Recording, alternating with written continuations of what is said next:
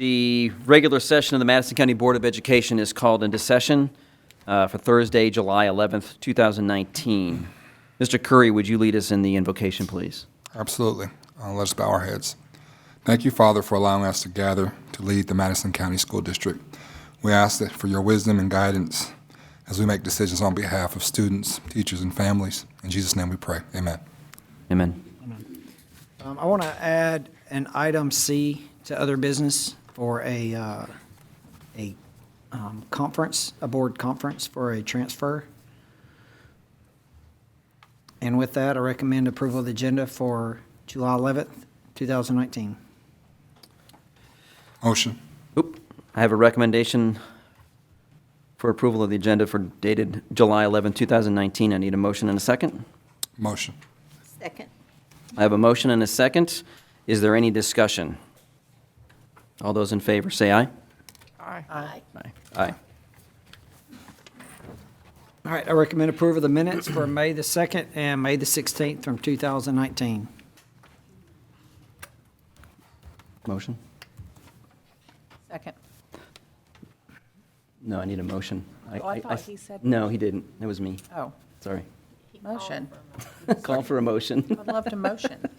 I have a motion and a second for the recommendation of approval of the minutes dated May 2nd and May 16th, 2019. Is there any discussion?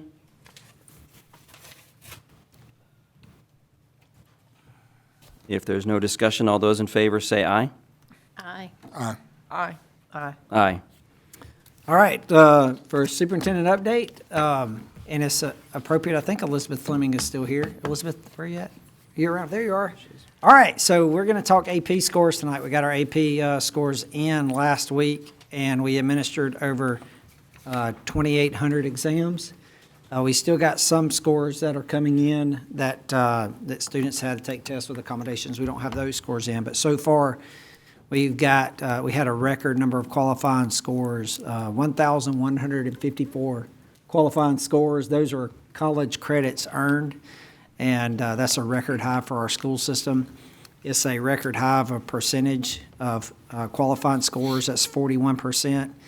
And that's something you can, percentage of qualifying scores, you can kind of manufacture. If you're a teacher and you can kind of get to about time to pay for the exam is in March or April, and a lot of times you can go, hey, if it doesn't look like you're going to get a qualifying score, don't pay to take the exam.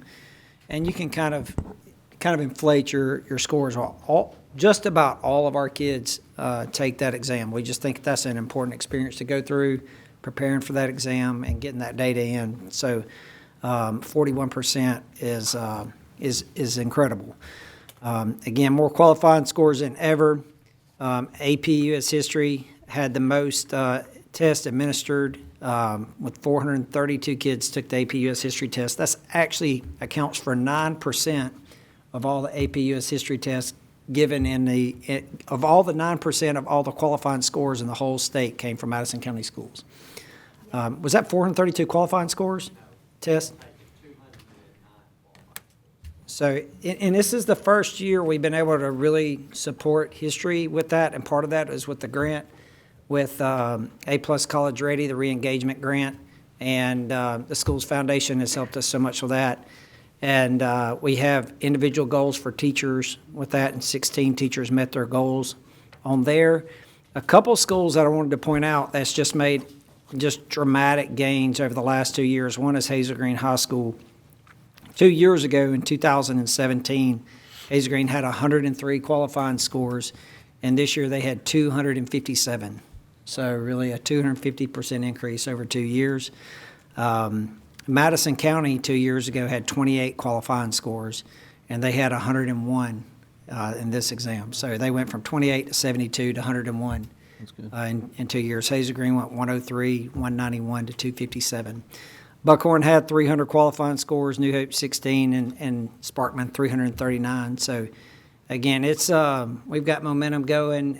Credit to Elizabeth Smith, who's great in leading that effort and working with our administrators, and that's something that's saving our parents millions of dollars in college credit. So, congrats to all those involved there.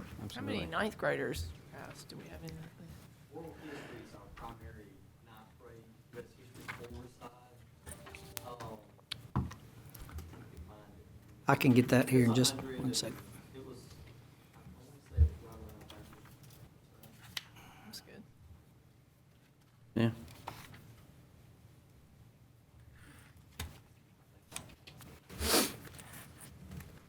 I think I'll beat you to it, Tim.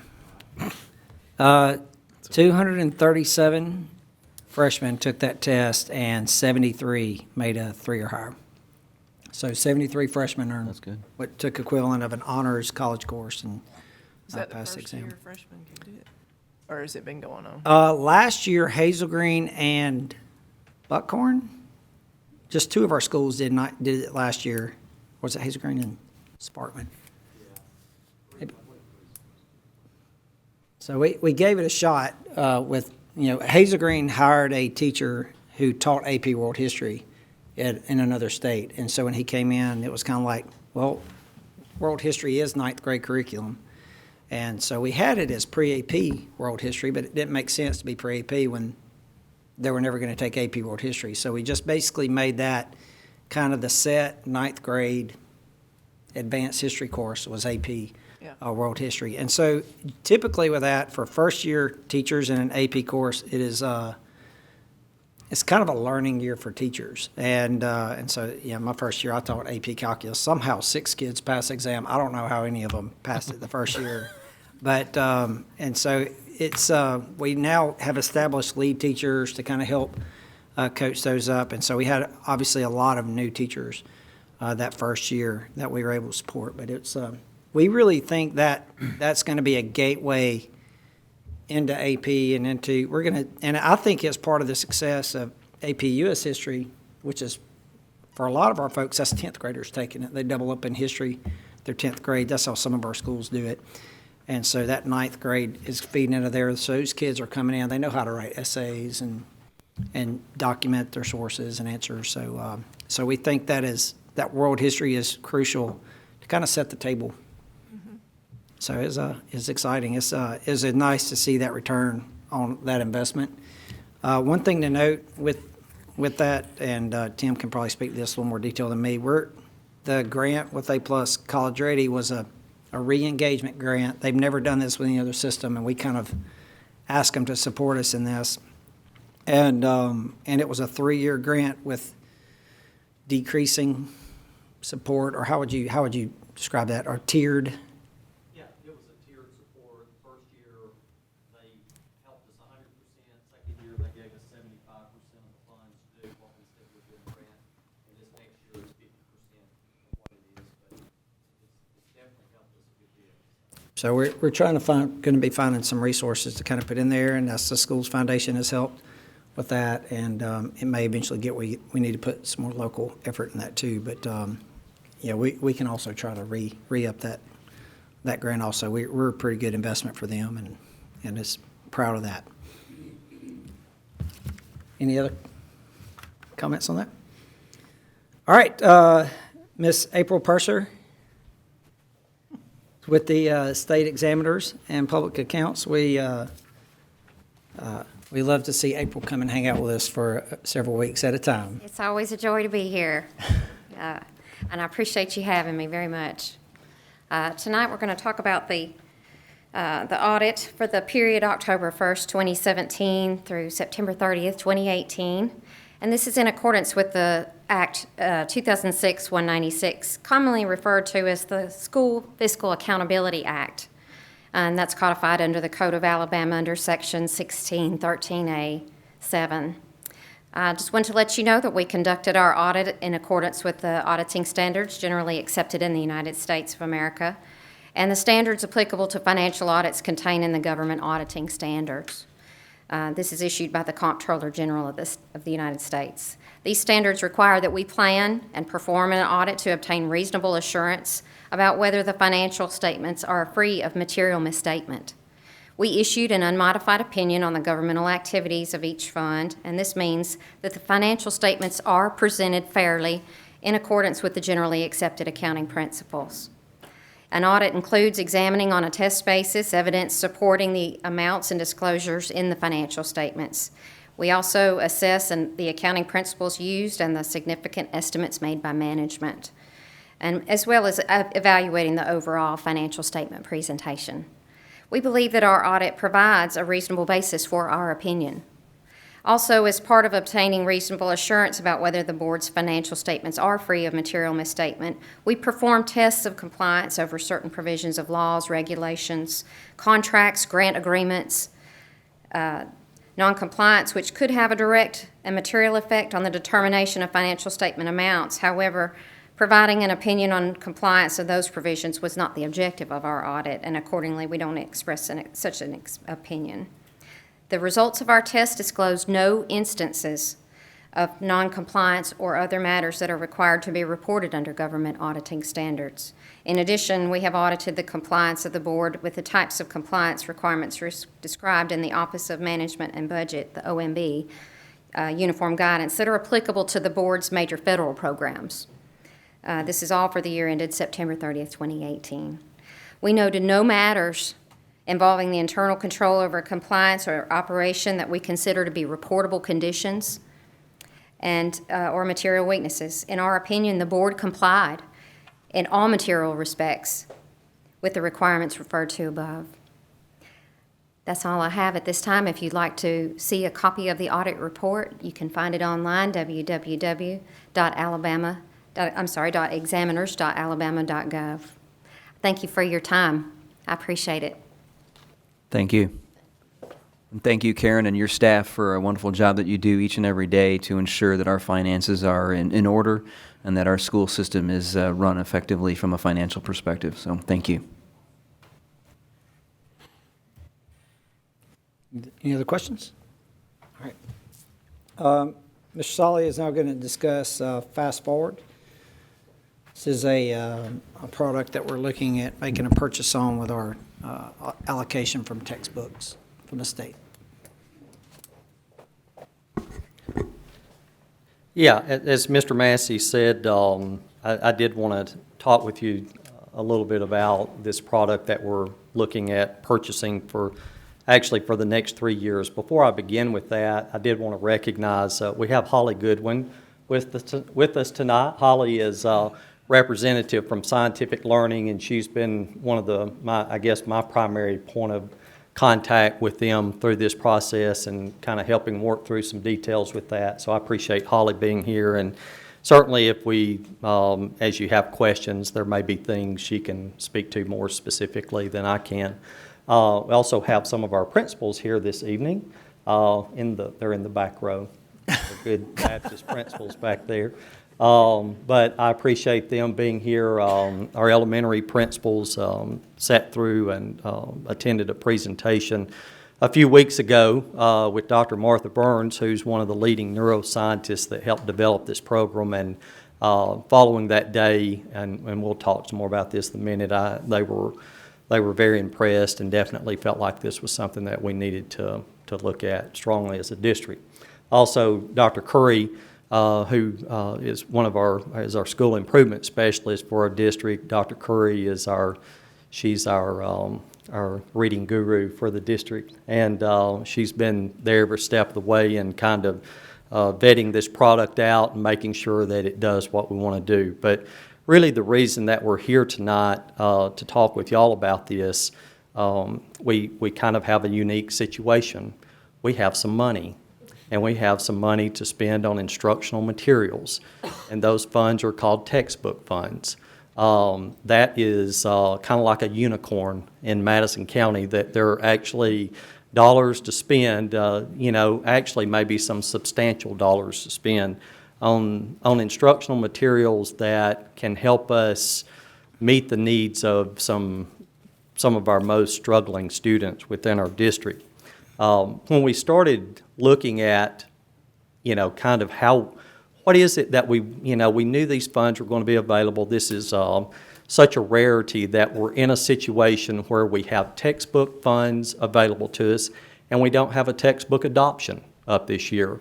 If y'all recall, in the spring, our state was ready to adopt a new math course of study, which would have led to a textbook adoption cycle.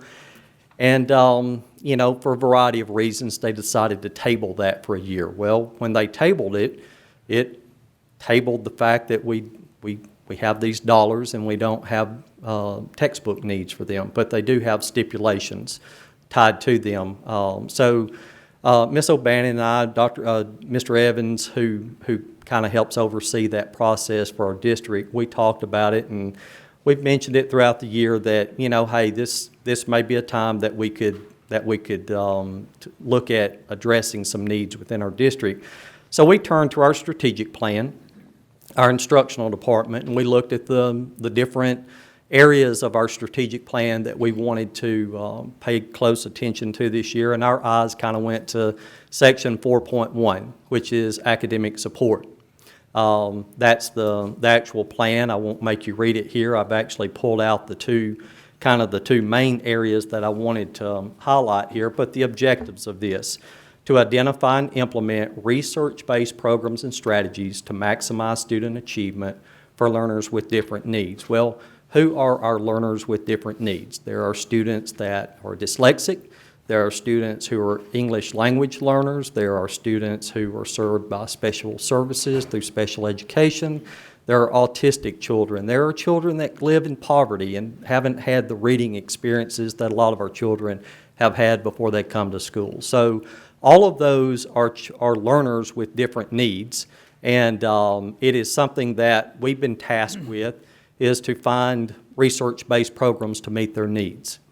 The second part of that is to ensure that remediation programs are equitable and accessible to all students. And the reason why, it's obvious why that statement is in there. The reason why that is always difficult to do, to meet that objective, it is expensive. It costs money to meet the needs of a large section of our student population throughout Madison County schools, and truly to make sure that resources are available to all students.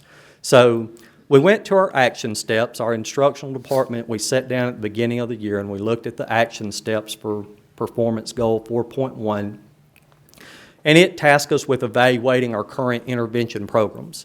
So what are the programs that we're using? How are they being used? What are the results of the programs that we're currently using? So we went out and talking with our schools. What are we using? Do we like what we're using?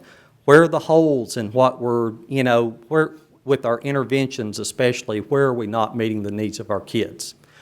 We also reflected on our instructional framework. What are the pieces of this that are there things within our instructional framework, the things that we're focusing on as an instructional department in Madison County? And I highlight the reading and math literacy, especially the reading literacy. It's such the, it's the linchpin to open up avenues for every one of our kids. If we don't get them to reading effectively by the end of third grade, their opportunities, school is a struggle from henceforth, and it's one that oftentimes students find it very difficult to overcome. So we really want to make sure that we're putting interventions in place if they're needed to make sure that our students are ready to learn when those opportunities arrive. These are the two interventions that are used that are most prevalent within our district. In grades pre-K through 3, SPIRE is the reading intervention that is most prevalently used throughout our district. Rewards is used in grades 4 through 8 primarily. Some things that I would point out about both of these programs: they are both research-based. When used to fidelity, we feel like both of these programs are successful. One thing that you'll see that is I'll make note of this. Both of them list that they're explicit teacher-led interventions, okay? It takes a human being reading a script or following a script for both of these programs, working with kids, usually 3 to 5 at a time, for 45 minutes at a time for these programs to be done to fidelity, okay? You can see how that could be problematic to do with all of our kids, you know, to have that amount of time, or even to do with a large percentage of our kids. But we like these programs, and again, we feel like they're being successful where they're being used to fidelity. There are things that we feel like are still holes, though, that maybe they don't accomplish for every student. And that's where Fast Forward comes in.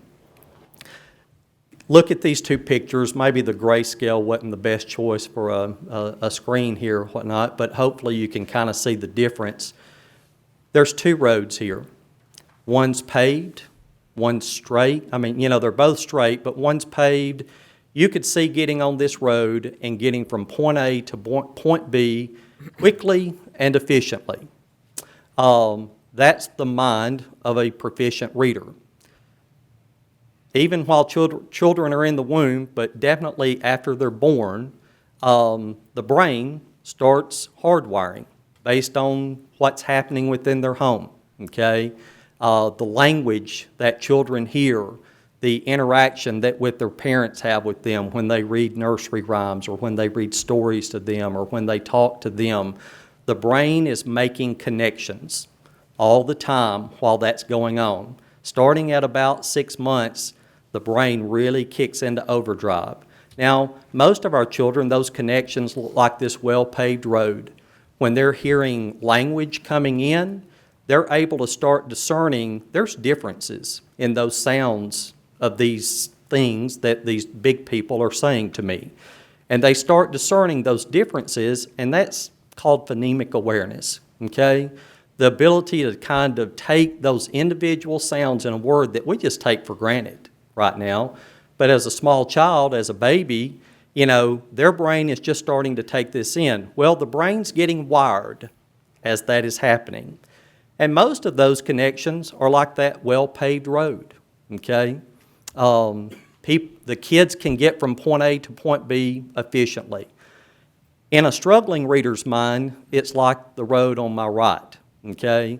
That road, you can get from point A to point B on it, but you're not going to get there as efficiently. You're not going to get there as smoothly, okay? It's going to take more time, and it's going to take more effort. But this is the good news, okay? The latest neuroscience tells us the brain is plastic. It can be changed with proper interventions, with proper training. That road on the right, we can bring in a road crew, and we can put down a base of gravel, and we can pave it, and we can make it look like the brain on the left-hand side, okay? It takes a lot of work. It takes a lot of time. It takes a lot of repetition. But the brain can change, and that's good news for our kids, okay? It would really stink if we have to tell them, sorry, this is your path. The dirt road's your path in life, okay? That's not what we have to tell them, and we want to make sure that we have the resources that will allow that road to become an easily traveled pathway. And that's where we get into Fast Forward, okay? As I mentioned, if you think about Fast Forward, probably the thing that, the hole that it helps fill for us that we think is the most important are enhancing and providing repetition, practice in the skills that children typically get before they start to school. This graphic here kind of shows you what those skills are. The ability to discriminate sounds of speech, okay? To be exposed to vocabulary and grammar and those types of things. A lot of our kids have that before they come to school, but a lot of our children don't. And again, it takes a lot of practice to do that, and that's what Fast Forward does. It targets the root causes of reading and learning struggle. It was designed by neuroscientists. It addresses processing weaknesses. It gives intense practice. Struggling readers need 10 to 30 times the amount of reading practice that a proficient reader gets, okay? And the good thing is the research behind this shows that once these pathways are repaved, you might say, that they can stay that way. That children, it can lead to, having lasting significance for the kid and as they move on throughout school. Fast Forward has kind of a three-part model. The first part is it prepares the brain for reading. That's what I've been talking about. The first two modules of this are all about taking care of what Fast Forward refers to as MAPS: memory, attention, processing speed, and sequencing, okay? Those are the things in a non-proficient reader that they haven't developed. Their pathways haven't developed in those four areas. And this program addresses those things over and over and over again based on what the child needs. Step two, once they have remediated those initial pre-reading skills, then it gets into personalized, deliberate practice. Children are engaging with the program to help remediate their reading. Step three, once they become a reader, then it has a program that provides reading practice. The child can read to the program, it corrects them, and helps them become more fluent in their reading. What it doesn't do, and this is important, it does not replace high-quality instruction. If we're not doing the right work in what we as educators refer to as Tier 1, that initial dose of instruction, if we're not doing it right, there's not a program available that can make up for that. We have to get it right in the classroom first, okay? It does not eliminate the teacher's responsibility for differentiating instruction. It's not a one-size-fits-all. This is not a magic bullet. If we don't use this the way it's prescribed to be used, it likely will not be effective. And, people will say, well, it doesn't work. You don't know if something works until you use it the way it's intended to be used, okay? This was our process. Started in August. Again, our instructional team met to determine what our intervention needs were. That led throughout the year till we got to June. We met with our principals. Scientific Learning, the company that produces Fast Forward, brought Dr. Burns in, brought their whole team in. We spent 3 or 4 hours that day with them really digging into the details of this and making sure that those who are leading our instructional programs at the local school level were on board with this before we discussed it with you. This is the $600,000 question. This is why we're here, okay? What we're proposing, what we would like to do is engage in a 3-year contract with this. Obviously, we get price breaks doing this and paying it up front. Those are all things that are beneficial to us and in terms of getting a better price. But the cost of this is, for the 3 years, is $606,000. It's $202 a year. A decent amount of that, a little over 20% of it, is for training. Again, we don't want to put this out there and not teach people how to use it the way it's intended to be used. It'd be a waste of money. So we want to spend money on making sure people use it effectively, and that we spend that money over 3 years. We're not just going to train the first year and leave people to their own device. We're going to come back the second year and the third year and provide training to make sure that it's used effectively. This was sort of my thinking when I engaged with them in talking about this product. You can generally figure about 5% of our kids are our most severely struggling readers. That's about 1,000 students for Madison County Schools. When I started pricing this product for 1,000 students, I could get it for every student in all of our elementary and intermediate and K-8 schools for the same price I could purchase it for 1,000 students. It was the same deal. I thought it makes a lot more sense to have it available to everybody than maybe I have to pick and choose which 1,000 kids get a chance to be successful in life and maybe which ones that don't. I also thought for that 1,000 kids, for that sticker price, is it worth $200 a year to give them a chance? It's no guarantees, but to give them a chance to be successful. Said, you know, for $200 a year, I'm willing to take that gamble for them. We're going to use our textbook funds. Again, we will use a little bit of our FY19 funds, and then most of this will be paid for with FY20. It will be available to all students in our 17 elementary and intermediate and K-8 schools. Unlimited availability. Children can use this at home, 24/7 at school, and each school will receive 3 days of training. They'll receive more if we determine that they need it. I mentioned earlier another need for kids to be reading on grade level by the end of grade 3 is to meet the requirements of the Alabama Literacy Act. We don't want to retain children in 3rd grade. This is not a new mandate to us. This has been our charge forever. We know the importance of reading by the end of grade 3, but this does add another level of accountability to make sure that that happens. So just another reason why we really feel like we need to invest in a product that is the most researched reading intervention program on the market today.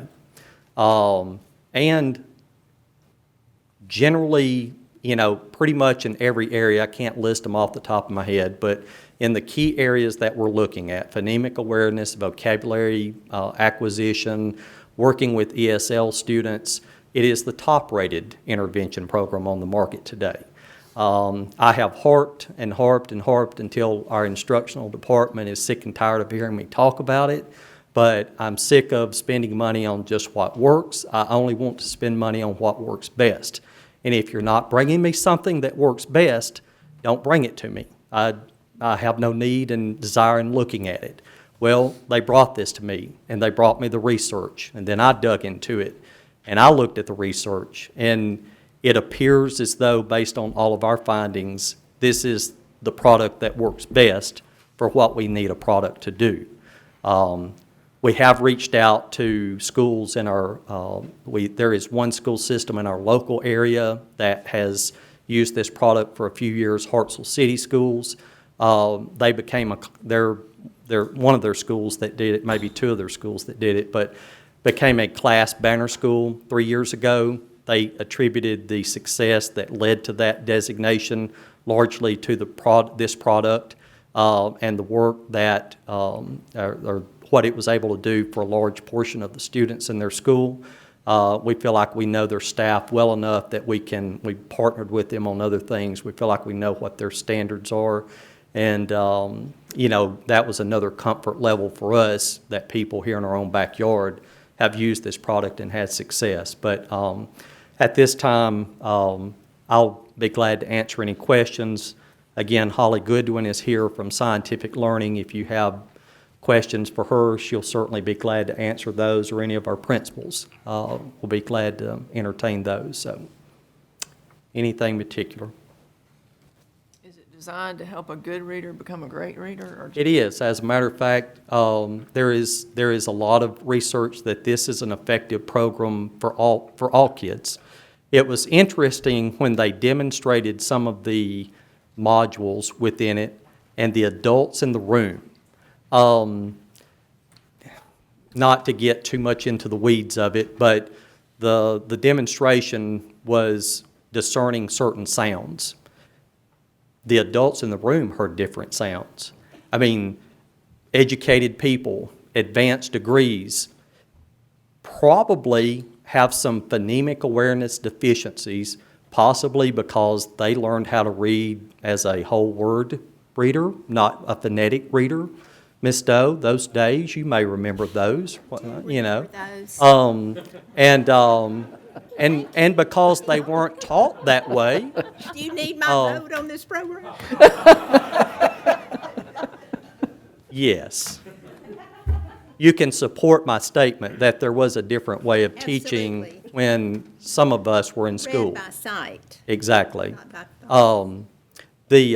But because they were taught that way, maybe maybe they don't discern sounds quite the same way. So yes, both the research says that it is a good program, not just for struggling readers, but really for all readers can advance. Probably one of their biggest research studies took place in St. Mary's Parish, Louisiana, a system that was, on every naughty list that a state Department of Education could put a school on, and now is one of their shining stars in their state, and they attribute a tremendous amount of their success to engaging with this program and the buy-in that their teachers had into it and engagement with it. Again, there's never one thing that makes something a success, and I believe this is the right direction for us to go. But again, I don't believe that there's a program that takes the place of a great teacher. Where a program like this helps is with the amount of repetition and the intensity that it can deliver very specific instruction. A human being can't do that. They can't change on a dime and pick up the nuances based on if you get this question right, we automatically go here with something, or that we know automatically you need 5 more reps of this to get it right. A program can do that. And so, just another reason why I feel like it can help. So what would it look like, Tim? Let's Yeah. just say a second grade classroom, generic classroom. What would that look like with the teacher, the program? How would Yeah, he or so she use it? I really see this looking differently by school, by their target audience. They will have it available to every child in their school. I probably would encourage them to start out small and really use it with their most struggling students who really have serious deficiencies in phonemic awareness. I think that's the initial wheelhouse of this program and a place that they can really help us. But how I see that working in a classroom as we infuse more Chromebooks into our elementary and middle and high schools and stuff, that those devices will be more readily available for teachers to put a center in their classroom. This isn't a program also where it's like, Johnny or Susie, you go sit at the computer and don't bother me, and work for 30 minutes and I'll come get you. There are components of this. The teacher is there with them, making sure that they're answering questions for them, assisting them. There's teacher engagement with it as well. It may be a lab setting when the children go to computer time. It may be something that all kids engage in on a regular basis there.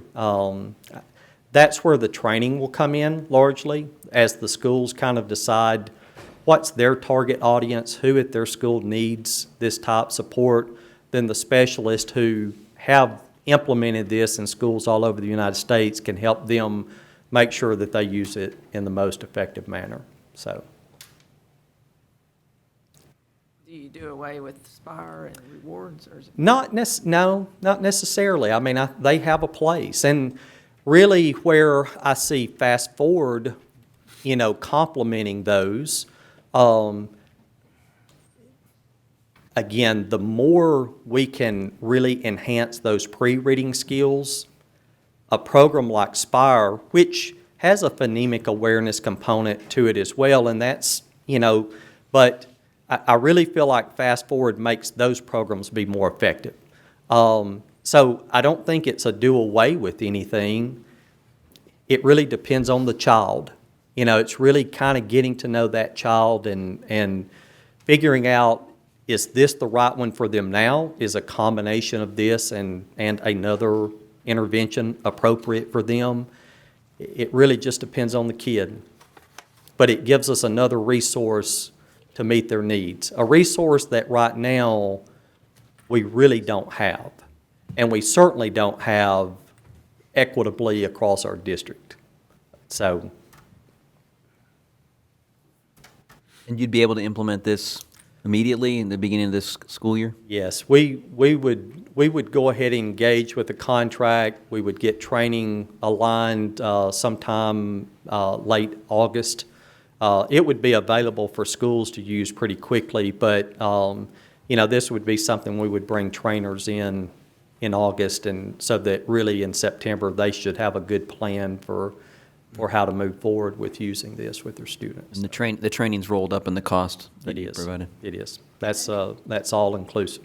I noticed that it said it was unlimited availability 24/7. Does that mean that students could engage with this at home? Yes, it's web-based. They'll have their own unique username, password. They can access it and work on it there.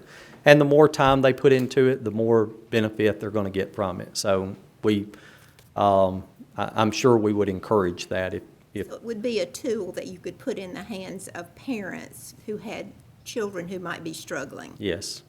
And another thing another thing that we feel like a need that it can fill is with the Literacy Act, it's going to require us to offer summer remediation programs every summer, K through 3, 70 hours of remediation. So having a program like this, and this is going to be the top learning that largely those children are deficit in. So it fits a curriculum need there for summer school as well. Any other questions? Principals, Holly, any other y'all like to add? Any final thoughts? They're quiet. Holly, you good? I think that addressed that question, the 24/7 access. Yeah. And just the complete, it being fully customizable to the child. So it's going to know where that learner is, and it's going to put them where they need to be, and it'll move through. Okay. Good? Thank you, Tim.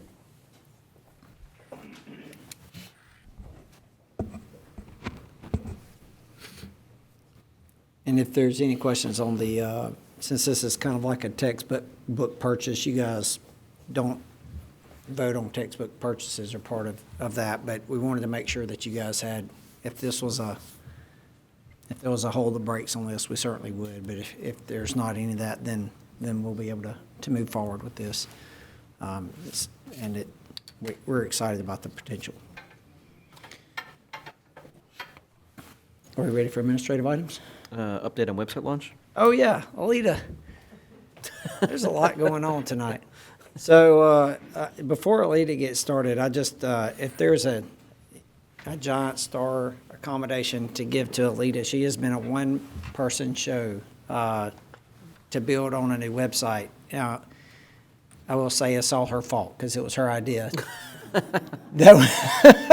To do this, we always went through when I first got in, that was one of the main things was we've got to get a new website. And we did that 4.5 years ago, and it was tough. And we had a lot of people going at it. Alita's has had a lot of helpers, but she has done just a huge amount of the work, and just appreciate a lot that she has poured into this. And we're excited for you guys to kind of take the tour. And like Mr. Massey said, we did have web managers for a short period of time before they left for the summer, and Aurora has been a huge help. Lauren went on maternity leave. She knew what was coming, so she vamoosed. But this has been a great project, and Aurora is going to kick off the website. We've got a really great intro to show you.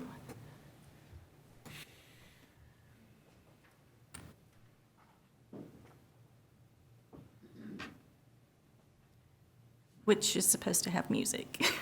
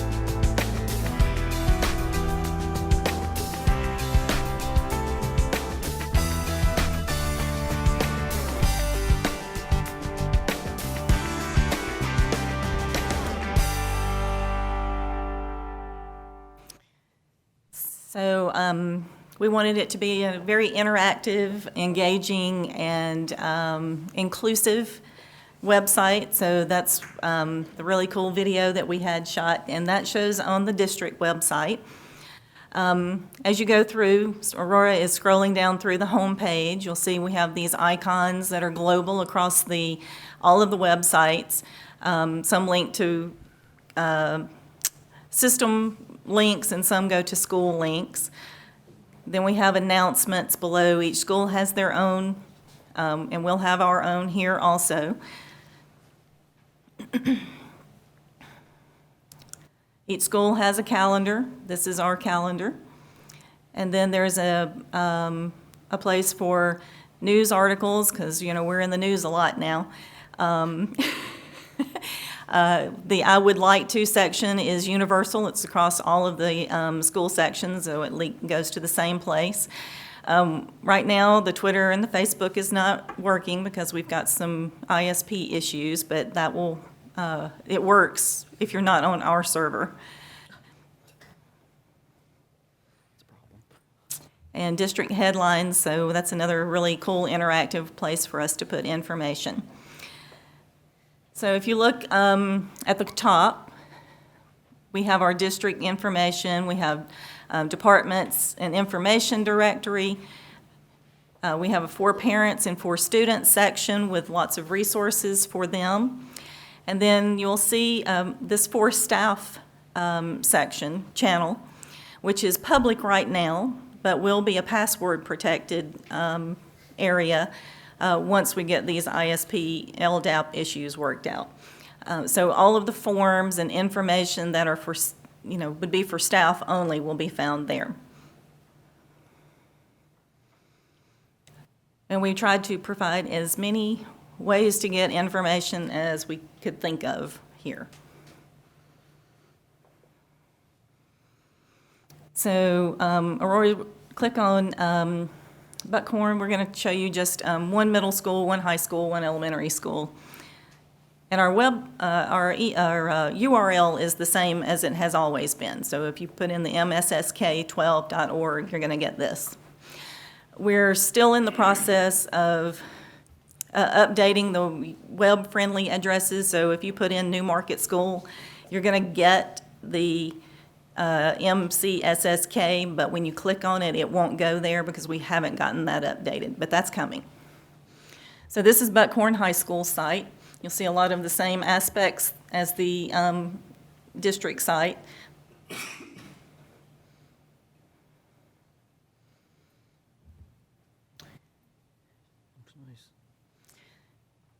When you look for a menu on Buckhorn's site, you'll find it in the same place that you will find it on every other school site. And Aurora, check out Monrovia Middle. And this is, you'll see over here are our schools, so you can find our schools.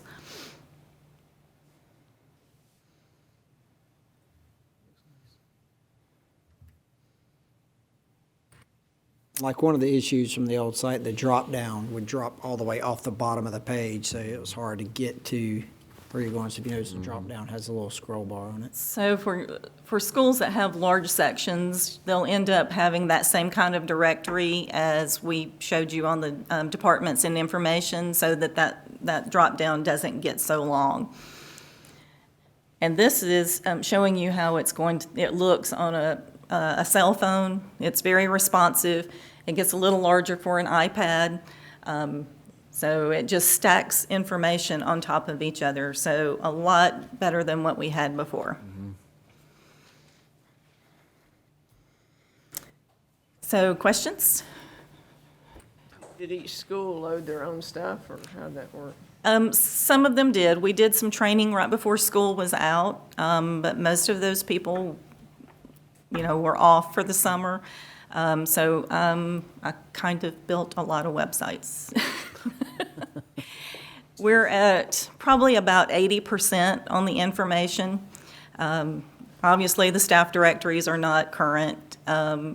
We still have athletics and clubs and organizations that the schools will build out.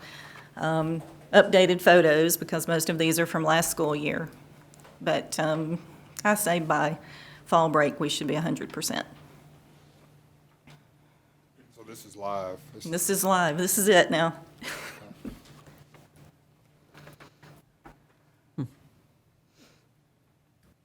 So yeah, just take some time and go through all the sites and check them out. This is what Alita has done this summer, as our summer vacation. Yeah. Yes, good job. I think She that's, set herself her own deadline, and I was like, it's okay. Yeah, I didn't know what I was doing. or that what you were getting yourself into. That's what I meant, yeah. Does the search the entire site every time you click on it, or does it just search if you're in a school, it just searches that school site? Aurora searches the school or the whole site? Watch menu. The whole site. Yeah. All right, well, thank you. What an improvement. Thank you, Alita. Thanks, Alita. And the other thing that Alita alluded to there was with our ISP, we actually switched internet server providers last week. And that launched July 1 or 2, what date? July 1? So we're working through some of the issues. That's why we do these things in July. But so it's not only with the new website, but also a new internet provider that is going to increase the speed and performance going to our schools and save us a little bit too. So a lot of work has been going on. Congrats, Alita, and for our IT team also for their hard work that's been going on. All right, we'll go to administrative items now. Okay. I recommend approval of the changes to the student parking fees procedures for Madison County high schools as attached. Motion. Second. I have a motion and a second for the recommendation of approval of changes to student parking fees procedure for Madison County High Schools as attached. Any discussion? We currently don't offer waivers either right now. Is that right? Or is it right? No.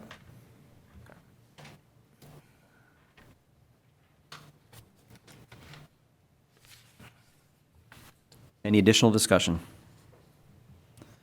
All those in favor, say aye. Aye. Aye. Aye. All right, I recommend approval of the following bids as attached. Motion. Second? I have a motion and a second for the recommendation of approval of the bids as attached. Any discussion?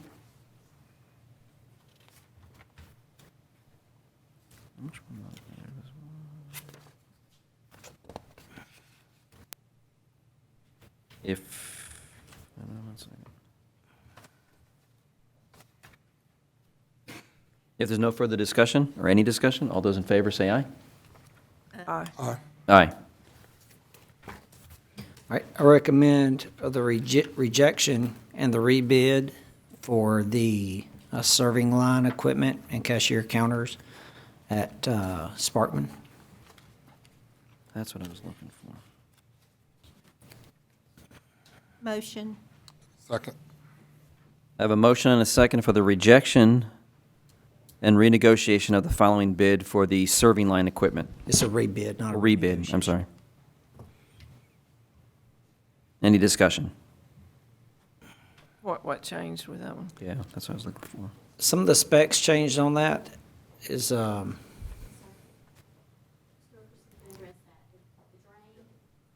we, at the modifications on high schools, the grab and go is gonna increase the school area by 50%, so it's much larger. And so, we look back at it, or whatever, Barbara's done a great job and figured out a way to get another serving line for the kids. it's on. Another serving line for the kids. So, and then the grab and go on both. So they're actually, we should be able to speed it up by 50%, if not more. And so, just looking back at it, and the space has turned out a little bit larger than what we first anticipated. So, we just want to make it a smaller space. So she's going back and rebidding for another serving line. Some additional. So with the rebid, excuse me, with the rebid, how is that going to affect it being available and ready for the start of school? We're still going to have the grab and go equipment in there, your freezers, coolers, all that kind of stuff. We just won't have the serving line in there on the very first day.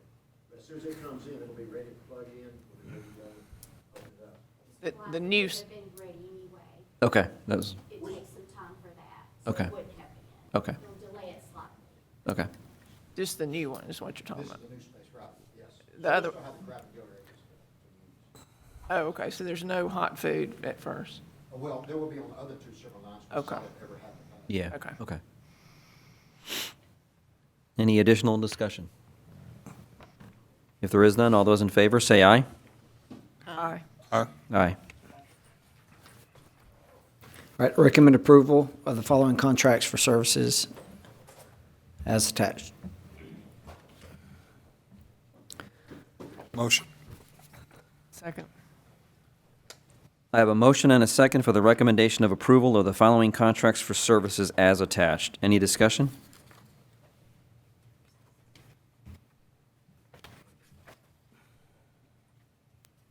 If there's no discussion, all those in favor say aye. Aye. Aye. Aye. All right, recommend approval of the following supplemental contracts as submitted. Motion. Second. I have a motion and a second for the recommendation of approval of the following supplemental contracts as submitted. Any discussion?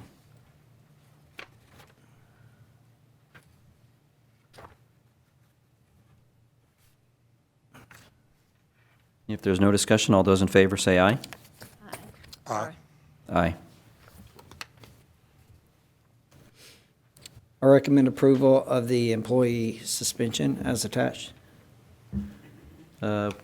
Personnel items. I'm sorry, got a little bit ahead of myself. All right, I recommend approval of the following personnel items and the addendum as submitted. Motion. Second. I have a motion and a second for the recommendation of approval of the following personnel items and addendum as submitted. Any discussion?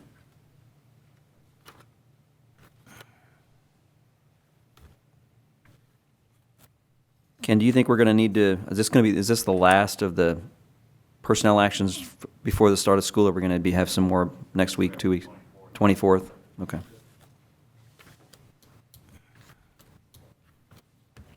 Any discussion or further discussion? All those in favor say aye. Aye. Aye. Aye. Aye. I would like to say that, on two of these items tonight, we're losing a lot of expertise with Troy Blackwell. He's here tonight. Troy, I can't imagine, you've been in the Madison County Schools maybe longer than me, nobody believes that. But he and Carrie, it's going to leave big, big shoes to fill. We could never thank you enough for what you've done. Thank you both. I would like to add on Troy, you'll miss me for about 3 days, but Troy, you're gonna miss Troy. This is who Troy is. Don't make it yourself. I mean, he's the kind of guy, I remember when I first came to work with the system and several years back. Anyway, one night we called, we couldn't get a chiller up, which every ditch is the whole school down at Owens Crossroads. We called him about 6 o'clock, he got up from his dinner table, came down. We had Husband Utilities, the engineers that designed the system, the manufacturer that made the system, the contractor that installed the system, and then the workers. We couldn't get it started. Troy comes in, you give him about 15 minutes, and he figures out a way to run it in reverse, and I don't know what it doesn't really matter what he did. And so the next morning at 5 a.m., you know where he was? Sitting on the air conditioner. And so that was the first day of school. But that's who Troy is. Well, thank you both for your service to the system, to the students, and to our communities for the time that you've been here. Thank you. Thank you, guys. All right, I recommend approval of the employee suspension as attached. Motion. Second. I have a motion and a second for the recommendation for the suspension of a Madison County employee as attached. Any discussion? I guess there can't be any discussion on that. If there's no discussion, all those in favor say aye. Aye. Aye. Aye. Aye. All right, I recommend approval of the bid number 19-44, resurfacing and the maintenance of tennis courts for Madison County Schools. Motion. Second. I have a motion and a second for the recommendation of approval of the following bid, number 19-44, resurfacing and maintenance of tennis courts, Madison County Schools. Any discussion? I guess my concern is all of a sudden this got to the top of the list, yet we have a whole capital plan that's not being addressed. So how do we just skip right over to this one? Well, this is on the, in our capital plan, we have two different sections. And so we number them, all of our schools, has a section, and then the athletics has a section. And so we didn't mix athletic things with that. When there's opportunities to do those, and this is was a high priority thing because we can't even, these sports aren't able to even function with the condition of some of these courts. So it's an opportunity to knock that off on the capital They plan. are functioning. I mean, there's teams.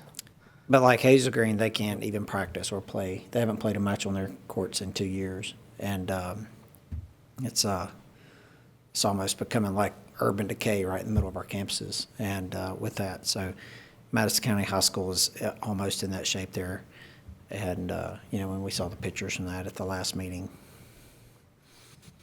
But if we go fix them all, who's going to maintain them? I mean, is this, why does tennis all of a sudden, I mean, we have soccer problems, we have all kinds of problems, and all of a sudden it's just tennis. I mean, how did we get there?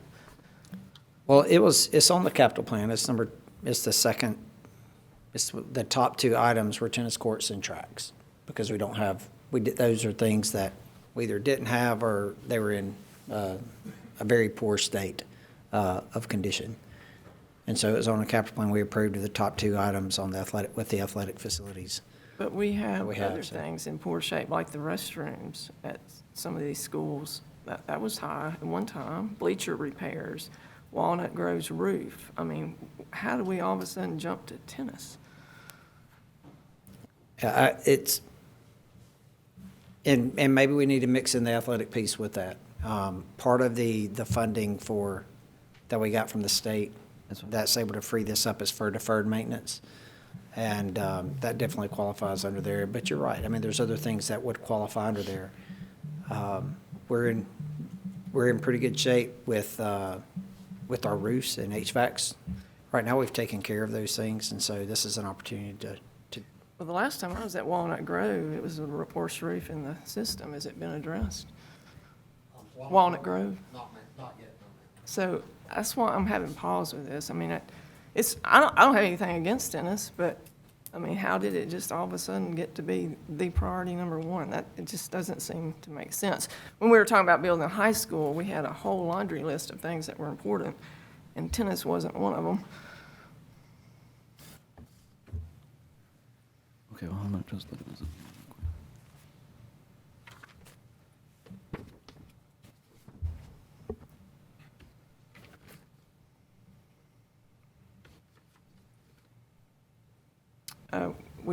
Lynn Fanning is still kind of hanging out there in the limbo. I mean, I'm uncomfortable with spending this money right now until we kind of do our priorities. Man, there's another, I thought this was part of that supplemental monies that we received from the state, is it not? It is. Yeah, but it can be used for sundry things. So under our capital projects, I'm just pulled the plan up here. Under the athletics section, which has $23 million of improvement there, tennis courts is number one on that list. So, I mean, it is, it's not something out of the, out of left field or anything like that. It is something that we've talked about for years. And I understand the opinion that, I mean, if we all had X number, everybody would come up with maybe something different, a way of which of the deferred maintenance things do you pick. I do think with the impact here is the opportunity if we're ever going to fix these. This is the funding piece that we need. It would be great if the the county commission built the tennis courts in Monrovia 15 years ago, and they put up a little monument, declaring that. It would be great if we had that for all of our tennis courts in all of our schools. And we would love to have those monuments and the commission do that. And we invited them to do that with the $2.5 million check we wrote them. They didn't want to do that, and we now have an opportunity to be able to take care of this with extra state funding that they want us to use for deferred maintenance, and this is our chance to resolve that.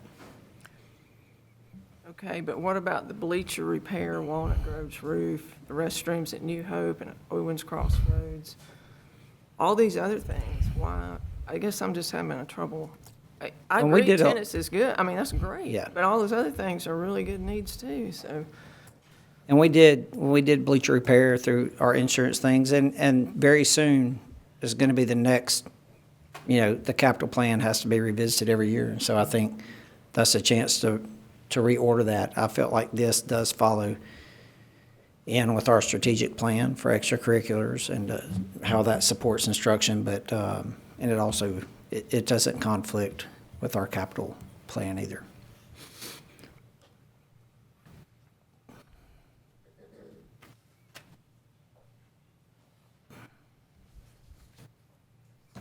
Basically, the only school in Madison County that has functioning tennis courts is Buckhorn, correct? Yeah, and when they built those, Sparkman has functioning tennis courts. yeah, At Monrovia. they do But play on this- those, but it's, We didn't build those. right. The They're commission, still functioning. okay, but they're not at the high school, right? They're at Monrovia Middle. They'll never be at the high school because we don't have any land for them. But we do have money allocated here for those tennis courts, right, at Monrovia? Yes. Yeah. Yeah, Monrovia is part of the bid. Yep, Monrovia. So are theirs in bad shape? Yes, and we can bring those pictures back up from the last No, it's okay. board meeting too, that we showed, so. But you are right when you say it's, what did you call it? Like in the middle of our campuses, there are these, It's almost like urban decay. it is. Right in the middle of. Like our- urban decay, that's a good. How is that not going to happen again? I mean, are we committing from now on to maintain these as well? Or it's just going to deteriorate? Dr. Hayden, how old do you, were those, how long ago were those courts put in at Hazel Green?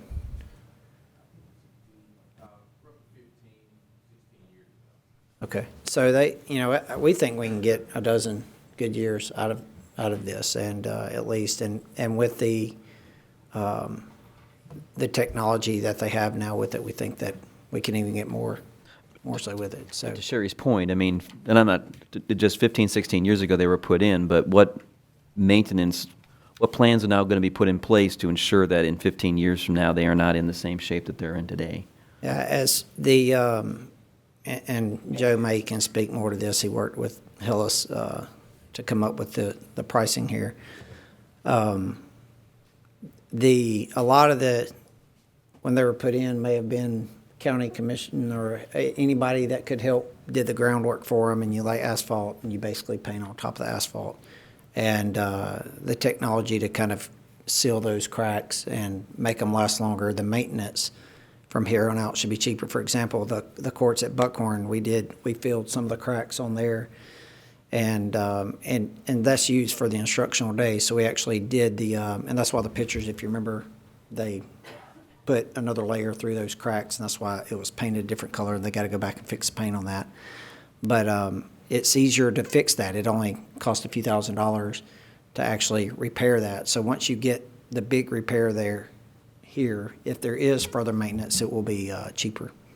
So there is a maintenance schedule for this that our staff will know at our schools and how to keep them up to their optimal. Yeah, if it's minimal, which we anticipate it will be from here on out, we basically, what we've done in the past is like split the cost with the school. So like with Buckhorn, we went in with Buckhorn and just as summer maintenance, and maybe it was last summer or summer before last, and just to fill in the cracks because it wasn't an expensive project. The other courts, there were such significant damage there, it's going to require almost a regrading and a resurfacing. There are some things that our coach staff or tennis coaches can do to help elongate the lifespan.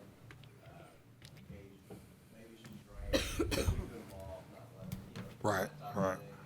And that is part of what I talked to Hellis about when we drew. I want them to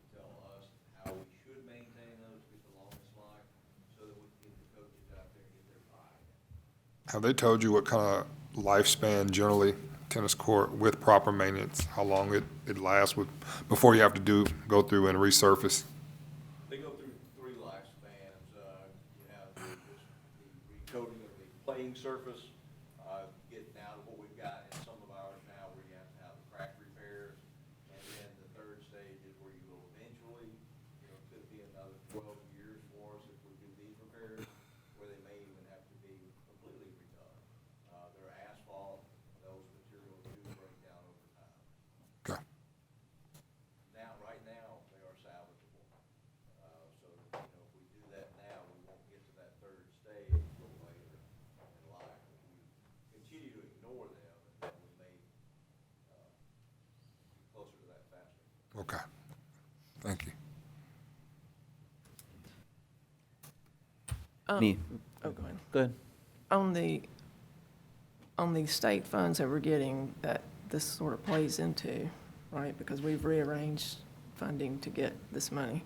So there's a whole lot of athletic stuff on there, correct? Like we're gonna give the schools, the high schools so much and the middle school so much. Do we vote on that separately? Or, I mean, if it's kind of like the issue with, there's a certain amount we allocate high schools every year for just operation costs. We would love to increase that amount.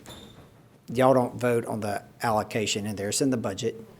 And since this is new money that wasn't budgeted, we think it's a great opportunity to give that back to the high school. So, I mean, if you guys have feedback on ways to do that, other things you'd like to do with it, that's fine. But like when it's for deferred maintenance, obviously, that's the bid process that you guys do. If you reject this bid and you reject the next bid, that's going to be funds that's going to be expended in other ways. We had the plan that you guys had on how we would like to do that. well, that's another And big chunk obviously- of money that you could apply to some of these deferred maintenance things too. And all of a sudden, we're just shoving it all to athletics, and it just doesn't seem to be in keeping with what our needs really are. So I don't know about that chunk of money, but that sort of feeds into this discussion. 'Cause But it's athletics plays a big part of our strategic plan, and activities does too. I mean, we've allocated a significant amount to athletics, Yeah. and it supports our academic programs. I don't have.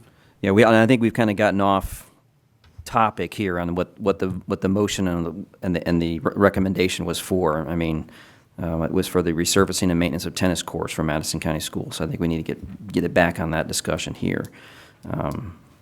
If there isn't any additional discussion, I'd like to move forward to a vote. All those in favor, say aye. Aye. Aye.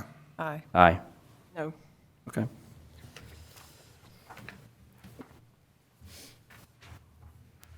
All right, I recommend the board award bid number 1945. That's the construction of tennis courts at New Hope High School. Motion. Second. I have a motion and a second for the board, for the recommendation, the board award bid number 19-45, construction for tennis courts at New Hope High School. Any discussion? Are they lighted? No. Good question. Can you play tournaments without them being lighted? Yes. Typically, when you schedule tennis matches, when it's before daylight savings time, you will play your matches either, if they're at home, they're an opponent that can get there in a pretty short distance and get started, or you play a city school that has lights. After daylight savings time, it can get lights till 7:30, even a little bit closer to 8. And so that's strategically, you'd schedule your home matches on those. Before daylight savings time, you might just play a girls' tennis match on one day and a boys' tennis match the other day. After daylight savings times, you can get both of those on the same day. And this says, let's see, that they highly suggest the owner contract with a geotechnical engineer. Did we do that? Yes, but we had, because we actually looked at putting it in a parking lot, and typically when that other construction down at New Hope, we actually did some geotechnical testing on that area. And what we'll do also after we clear the topsoil off, we'll roll it, verify it, and also have it checked again for density testing, make sure it's good material. We had it checked because we went to the parking lot originally at one time, and now we put the tennis courts there. Why do they say check it if it's already been checked? But they don't know that. That's just something we did ourselves. Oh. They're just saying that's a requirement, and just by checking it already done. Assume that's standard contract language for this kind of thing.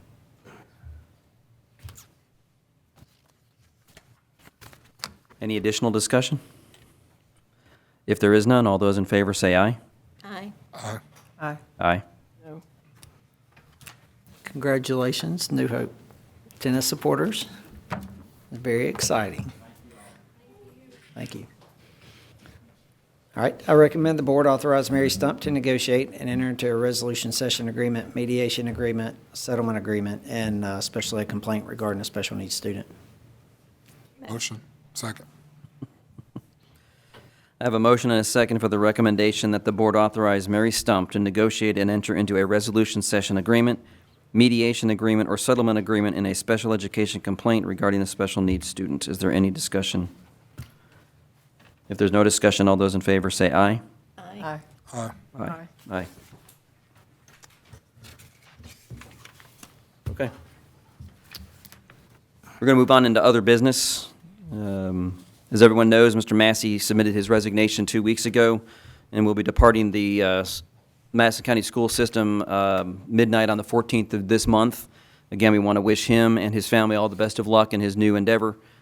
But we do have the business of appointing an interim superintendent to fill Mr. Massey's shoes until such time as we can begin a search for and appoint a permanent replacement for Mr. Massey to fulfill the remainder of his term through December 31st, 2022.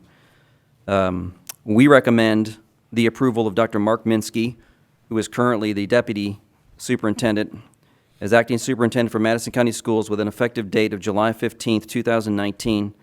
Dr. Mark Minsky will receive all salary compensation, car and travel allowance for this time serving as acting superintendent as indicated in the superintendent's resolution dated January 4th, 2018, except the incentives. If approved, Dr. Mark Minsky will serve in this position until the effective date of the appointment of Mr. Massey's replacement under the Alabama Code 16-9-41. Dr. Minsky, do you accept the responsibilities that will be placed upon you as the interim superintendent if approved? Yes, sir, be honored. Okay. So I need a motion and a second. Motion. Second. I have a motion and a second for the recommendation of approving Dr. Mark Minsky to act as the interim superintendent for Madison County Schools effective 15 July 2019. All those in favor, say aye. Aye. Aye. Aye. Congratulations, Dr. Minsky. Okay, we're going to continue in this discussion of the superintendent search. We're going to go ahead and I'm going to ask, I think every board member should have a copy of a vacancy announcement in front of them. Correct me if I'm wrong, Ms. Thompson, we have 180 days from today to fulfill or to fill Mr. Massey's position as superintendent of schools, correct? 180 days from the 15th. From the 180 days from the 15th of July. The vacancy announcement, and I'm not going to read the whole thing here, but the bottom line is the Madison County Board of Education announces a vacancy in superintendent of the Madison County School System office as a result of Mr. Massey's resignation. Under Alabama law, the Madison County Board of Education is responsible for appointing someone to fill the vacancy for the remainder of the current term, which ends December 31st, 2022. The Madison County Board of Education will accept applicants for the superintendent's office. Applicants can submit a letter of interest and a resume via mail or personal delivery to the following address: to the Madison County Board of Education, attention to myself, for review. Now, this vacancy will remain open until we fill the position or until we find an applicant that meets our needs. I'd like to get this out as quickly as possible. It needs to be out there for a minimum of 30 days before we can do any kind of interviewing for the position. So I would like to have a motion and a second to submit this and to get this into publication. Motion. Second. I have a motion and a second for for the vacancy announcement for the Madison County Superintendent's position. Any discussion? I just wanted to add that this also says that they could email their information to you. Correct, they can. So either mail, personal delivery, or email. Correct. And I know we discussed last week the idea of bringing in an outside agency, specifically the Alabama Association of School Boards. Ms. Thompson sent everybody an email with some pertinent information on what the services are that they can perform, and they are willing to come up here and speak to us if we so choose to do that, and that's fine. But I still wanted to get the vacancy announcement out there to begin the process so we could move forward. And if the board is willing, I can have the representative from the AASB come up at our next board meeting and provide us with just an overview briefing on what the services are that they can provide, and then at a later date provide us with some training if necessary. But I would ask the board if they want to enter into discussion on that and see if that's something we want to entertain. Would you want to, I know Matt mentioned this in something you did, video, require video of the person explaining, why they want to. I mean, I think it might give you a better impression than a piece of paper. We can add that would that have to be added into the vacancy announcement then? This is just announcing the vacancy. It's not giving any specifics of what you are going to ask the applicants to do. So you could follow up the announcement with instructions that the board agrees upon, which you could then, since they're to contact the board president, you could then share with them what's going to be necessary to actually put in an application, if you want to go that route. Well, it says submit a letter of interest in a resume. That was where I was tacking on in a video. Yeah, from my case, it was, So you could add to that, verbiage there, a requirement for, you can add a requirement for a video or letters of recommendation or, whatever else you choose to add to that last sentence of that first paragraph. You should have, I sent you an email of the superintendent proposal from AASB explaining the 3 different levels of services that they provide. They did recommend in your circumstance not going to the platinum level. They didn't feel like a nationwide search in your circumstance was the best choice. Their recommendation was the gold level, which was the $8,900 plus expenses, which include the services of the silver level, which is an online survey, a brochure development, notice to a wide network of prospective candidates, recruitment and candidate screening. And then in addition to that, they would hold 6 community engagement meetings or focus group meetings where they would come and hold meetings with your constituents to get feedback on what the communities would like to see in the superintendent position. So is there interest in bringing AASB up here and having them talk to us about this? I don't mind them coming over and talk to us. I don't know that, my gut instinct is let it post for the first 30 days, see what kind of applicant pool we get. If we get a real strong applicant pool, I don't know that we really need to go outside of that. I think we're capable of doing a survey and some community engagements by ourselves. I do like Sherry's idea of the video. I do too. I don't have a problem with that, but I'm not opposed to ASB, but I think we could take a pause and see what type of applicants we get first. I mean, if we've got, the Babe Ruth of baseball walking up in, I don't think we need to go any further. We've got some Babe Ruths in our own system. As far as the applicants, how about we add this? Applicants can submit a letter of interest, a resume. I'm not sure why we're using the word can. Applicants should submit a letter of interest, a resume, and video explaining why they feel qualified to be superintendent via mail or personal delivery to the following address. Do we want to do the video before we narrow it down? I mean, Right. if we narrow it down to 5 candidates, then I think that's time enough for them to submit a video. So ask them to submit a video after that? You get through the first, Yeah. Okay. after your first round, maybe that video be the second? Is that what you're saying? Right. Before we bring I 'em. mean, before, when we did this, not very well, let me just go ahead and admit it, okay? When we did this, it was obvious, well, it's the truth. It was obvious that there were some of the candidates that applied that AASB recommended that we interview, that, you know, that some of their ideas were antiquated as far as where we were as a school system. We should never have interviewed them, in my opinion. So I think we narrow it down to a few, and then we ask for the video. That just was what I think. How would you narrow it down? I mean, you think the resumes? You'll have their resumes and all of that, and You don't think the video would help you narrow it down?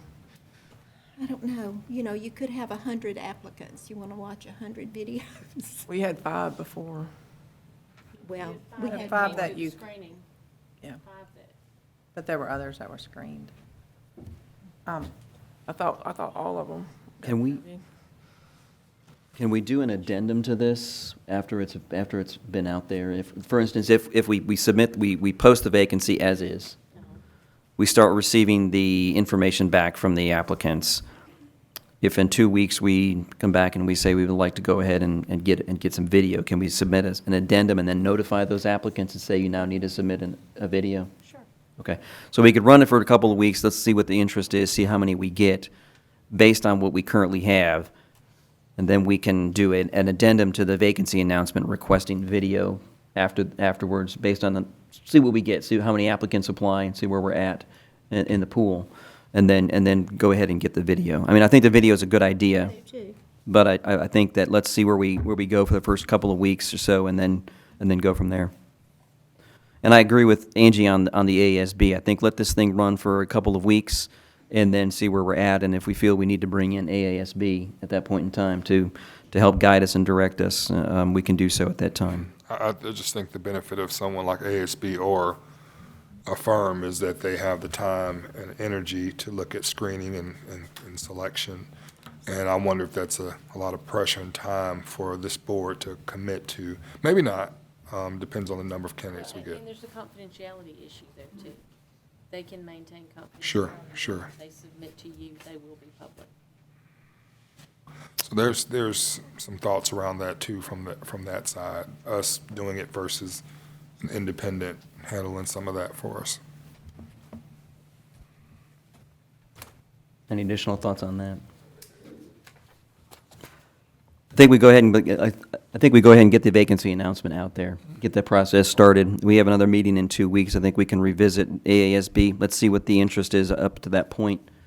And then if we feel that AASB needs to be brought in at that point, we can go ahead and contact. And I can contact them and tell them that, discuss it with them and say, be prepared to possibly come up here and provide that information to us and see where we go. I think that's good. Sure? You okay with that? Mary Louise? Yeah. Angie? Okay. So if, I need a motion and a second on the vacancy announcement, unless I already got it. Yeah, you're ready for a vote. Okay. As far as I know. So all those in favor of approving the vacancy announcement as it was presented, say aye. Aye. Aye. Aye. Aye. Okay. So we have next we have a unique situation transfer that I do need to explain in executive session because it involves student information. Okay. So I will, do we have a, drawing a blank. Do I need to make Do you have a certification for executive session? We don't need have one? to certify those Okay. types of executive sessions. Okay. So I need a motion and a second to go into executive session to discuss the unique situation for a student transfer. Motion. Second. I have a motion and a second to recommend the approval for a motion and a second to go into executive session to discuss a unique situation for a student transfer. We will be coming back into this room. We have some additional business to take care of, but we will be in executive session at this point in time. All those where do you want to go? Into the small conference room? Small conference room. All those in favor say aye. Aye. Aye. Aye.